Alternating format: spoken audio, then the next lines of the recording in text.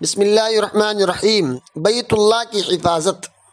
رسول اللہ صلی اللہ علیہ وسلم کی پیدائش مبارک سے تقریباً 50 دن پہلے ایک عجیب و غریب واقعہ پیش آیا۔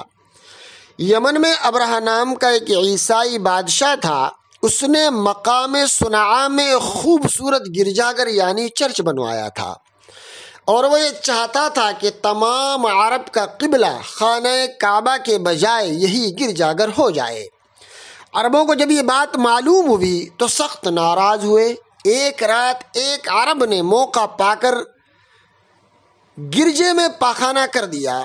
ابرہہ گرجے کی بے حرمتی دیکھ کر غصے سے پاگل ہو گیا اور بے قابو ہو گیا، اور ہاتھیوں کا لشکر لے کر خانہ کعبہ کو ڈھانے کے ارادے سے روانہ ہوا۔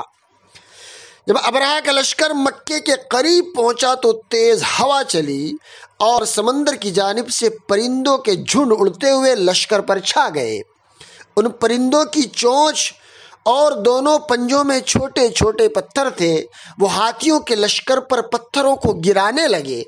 وہ پتھر جس پر بھی گرتا وہ ہلاک ہو جاتا۔ ابرہہ کا سارا لشکر تباہ اور برباد ہو گیا۔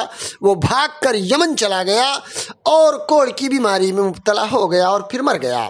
اسی طرح اللہ تبارک و تعالیٰ نے اپنے گھر کی حفاظت چھوٹے چھوٹے پرندوں سے کی۔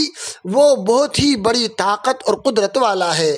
قرآن کریم میں سورہ فیل میں اسی واقعے کو مفصل بیان کیا گیا ہے۔